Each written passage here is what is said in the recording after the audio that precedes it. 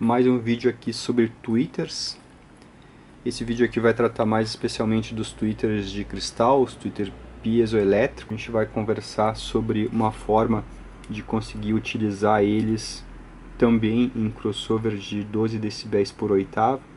Eu fiz um vídeo há algum tempo mostrando a incompatibilidade que esses tweeters têm trabalhando com crossover de 12 decibéis por oitava. 12 ou mais, né? Qualquer crossover que fique uma bobina em paralelo com o tweeter vai ter um desempenho ruim, né? Então esse vídeo aqui é um vídeo mostrando como que a gente poderia conseguir usar esse tipo de tweeter em crossovers mais avançados, né? Não só no crossover de 6 dB por oitava, que é apenas um capacitor, né? Com apenas um capacitor a gente consegue usar ele e o problema da variação de impedância dele não é grave, né? Mas quando a gente tenta usar ele com crossovers mais avançados, de 12 decibéis, de 18, coisa assim, ele não se comporta bem. Ele tem um pico de resposta de frequência por causa de um pico de impedância que ele tem. Então tem vídeos aí mais antigos no canal falando sobre isso, tá? Então quem não assistiu, assista lá, procure nas playlists do canal que vai encontrar o tema. Então aqui eu vou mostrar sobre esse modelo aqui, sobre esse outro modelinho aqui, ó, que é o TLM2, sobre esse modelinho aqui que é o TLM1. Então esse vídeo aqui nasceu por causa de uma dica que o amigo Christian Luloyan, ele tem um canal no YouTube aí sobre várias coisas, inclusive amplificadores, né, e alguma coisa da gradiente de amplificadores, também sobre quasar, bem interessante lá o canal. Tem várias dicas, né, vários vídeos. Então ele deu a dica de a gente colocar um resistor de 10 ohms em paralelo. Então a gente pode agora verificar como é que se comportaria a impedância desses tipos de tweeter com esse resistor em paralelo, tá?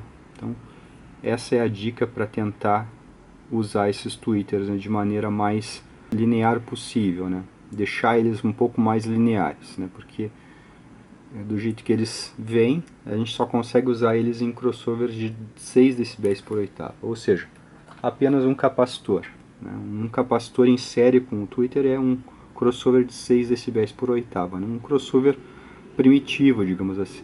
Então, para relembrar aqui, eu vou usar o DATS, então eu vou fazer aqui a varredura de impedância para a gente lembrar como é que é. Então vejam aí, essa é a característica de impedância desse tweeter.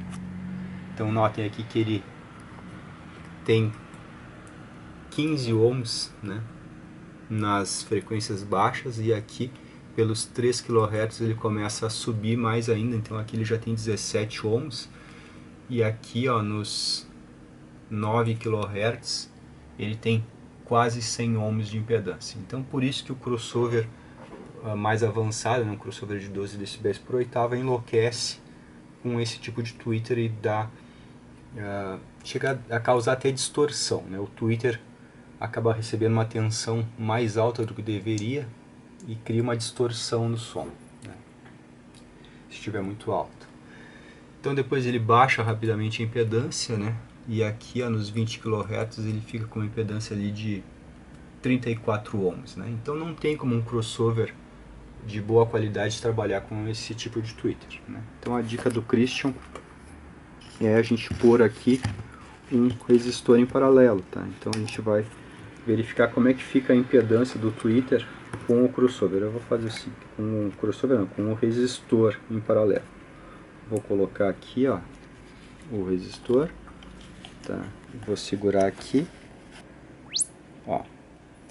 Então aqui, né, já fiz a medição da curva, ó. Então ficou dessa forma, tá? Então já percebe-se aqui que a gente já controlou bem mais o tweeter aparece com uma impedância de 6 ohms, praticamente constante aqui, mas essa região aqui não nos interessa, porque a gente não vai usar ele nessa região. A gente vai usar ele aqui, por exemplo, a partir dos 4 kHz, né, 3 kHz em diante.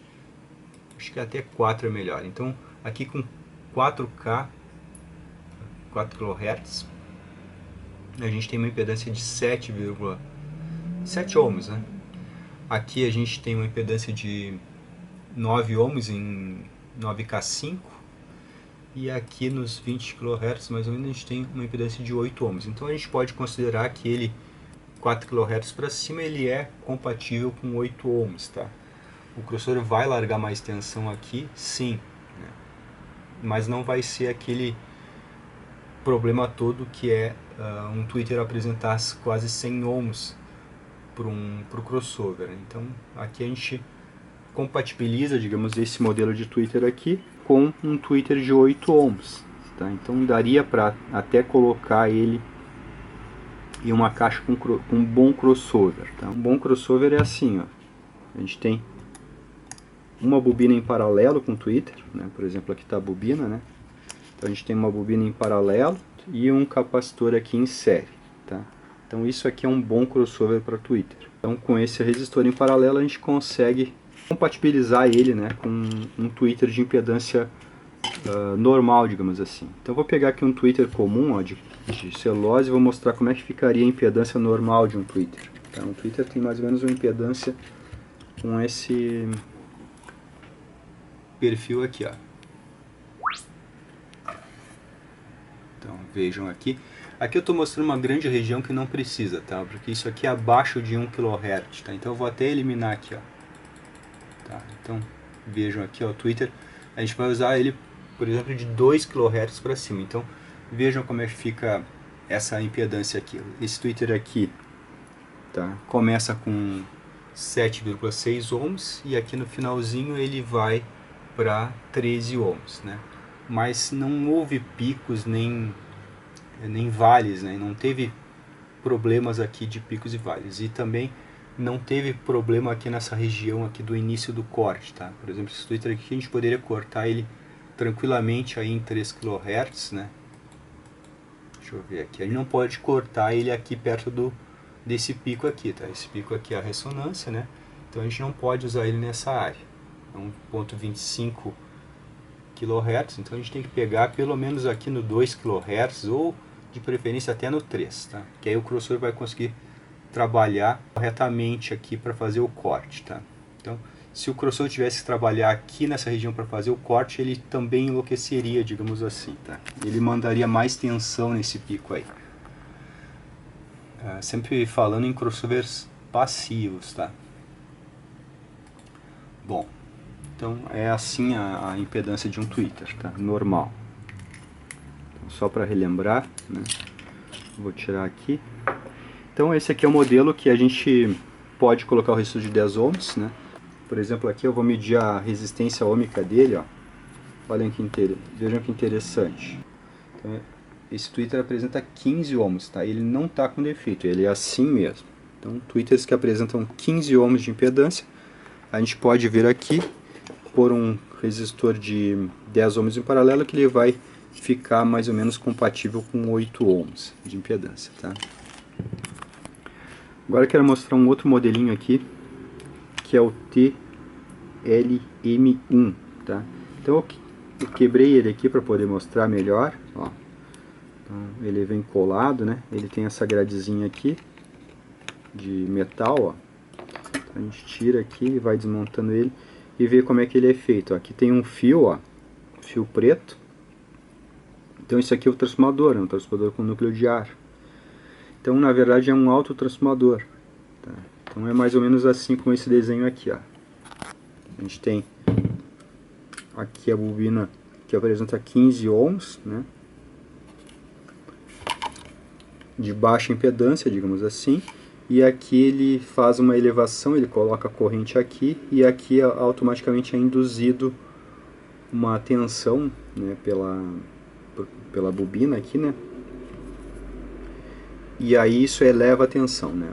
A bobina aqui trabalha com uma tensão mais baixa, essa bobina primária aqui, e essa bobina aqui de cima trabalha com uma tensão bem alta, tá? Então o tweeter de cristal, o piezo que está aqui na frente, né, colado nesse domo de plástico, ele trabalha com alta tensão. Não são na casa de 1000 volts, né, por exemplo, mas talvez chegue a 100 volts, alguma coisa assim. Aqui precisa de bastante tensão e pouca corrente, então a gente entra com tensão baixa e mais corrente, né, para conseguir essa conversão aí. Então vejam aqui, ó, tem dois terminais, né? Esses dois fios aqui são esses aqui, né? Seria equivalente a isso aqui. E aqui esse fio do meio é a ponta da bobina, que seria essa ponta aqui, que vai lá pro piezo, tá? Então é mais ou menos assim. Então esse tweeter aqui ele é diferente, né?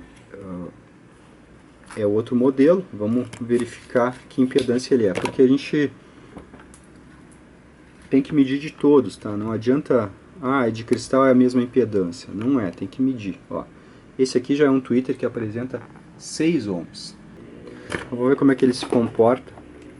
A impedância dele sem nada, sem resistor. Coloquei aqui, né? E agora a gente vai verificar aqui que impedância ele apresenta. Tá? Então tivemos a medição aqui, ele inicia com uma impedância aí de 6 ohms, né? O DATS ele mostra a impedância em cada frequência, né? O multímetro só mostra para tensão contínua, ou seja, para 0 Hz. Então quando a gente bota aqui na escala de ohms, ele mede a impedância dos dispositivos com 0 Hz. Né? Uma tensão contínua que ele aplica no dispositivo para poder medir a resistência. Né? Aqui o DATS aplica todas as frequências até 20 kHz e a gente pode verificar então a curva de impedância. Né? Então, aqui a gente vai usar esse tweeter aqui provavelmente de 5 kHz para cima. Né?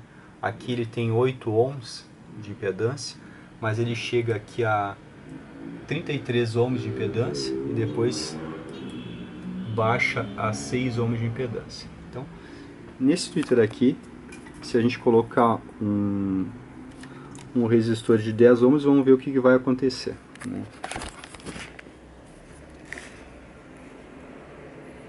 Deixa eu ter que fazer aqui. Vou enrolar aqui que vai ser melhor. Agora sim. Então agora a gente vai medir novamente aí a impedância resultante que ficou do resistor em paralelo. Tá? Então ficou assim. O DATS ele arruma a escala, né? Então vocês viram que isso tudo subiu um pouco, né? Mas então aqui, ó, em 5 kHz a gente tem aí 4,9 ohms. Aqui mais ou menos em 8,5 ele está com 7,9 ohms, ou seja, subiu bastante em relação aqui, né? Praticamente dobrou. Quase que dobrou.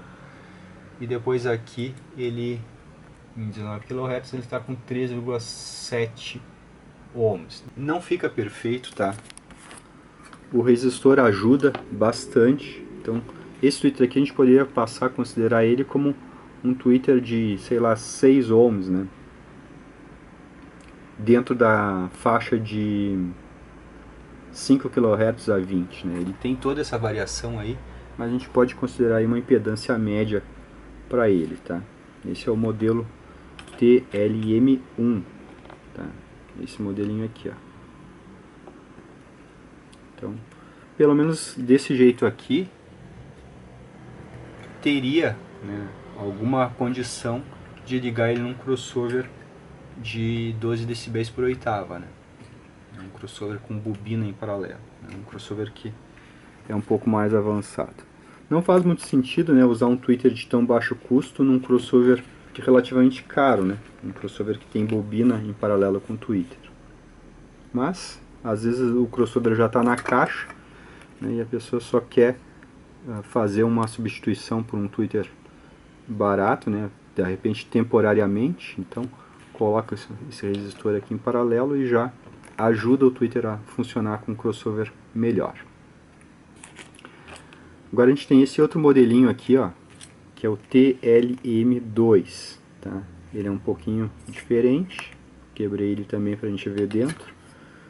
Ó, ele tem essa diferença aqui, ó. Ele tem um capacitor aqui dentro de 4,7.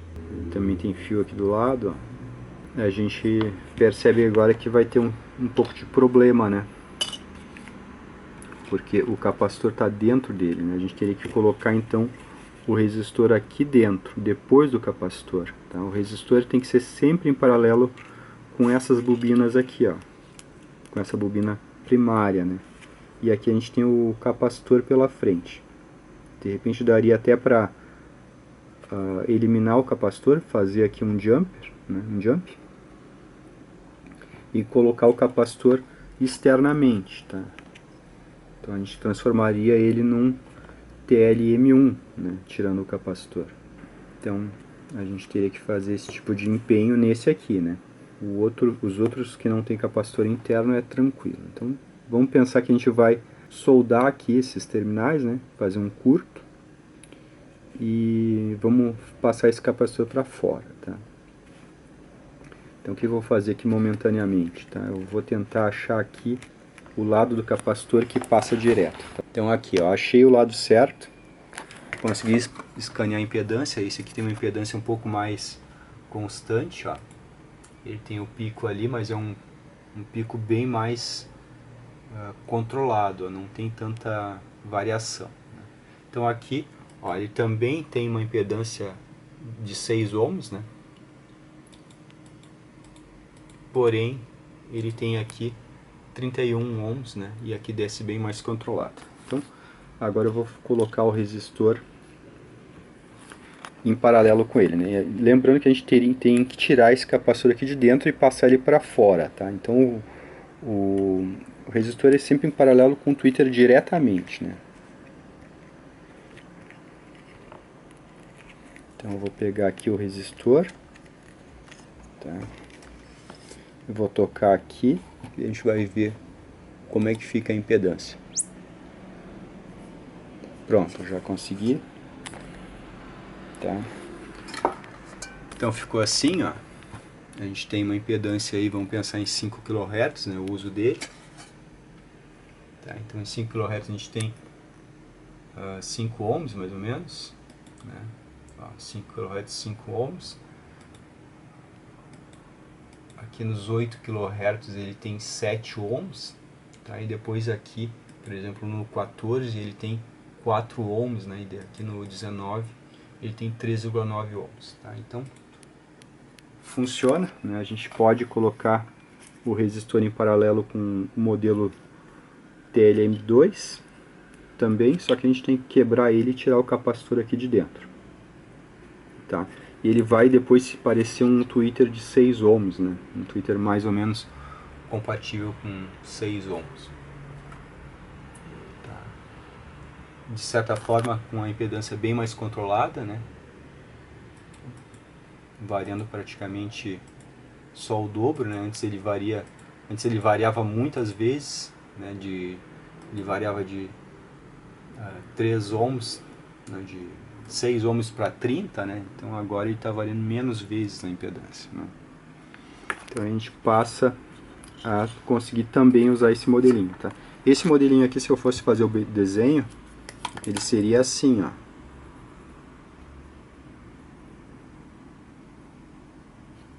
Tá? Então esse aqui é o desenho do modelo 2, tá? Então a gente teria que colocar o resistor aqui no meio, ó. Então tem que abrir o circuito, tirar o capacitor ali de dentro, né? E depois usar ele aqui fora no fio, né? Como os outros, né? Como os modelos convencionais que não tem capacitor dentro, né? Que nem esse aqui, ó. Esse aqui não tem capacitor dentro, né? Então assim a gente consegue, digamos que, tirar o capeta desses tweeters aqui, né? Consegue fazer com que eles fiquem mais lineares, né? Com uso com bons crossovers, né? É interessante colocar, né, o resistor, até para a gente conseguir fazer o cálculo do corte de maneira correta, né?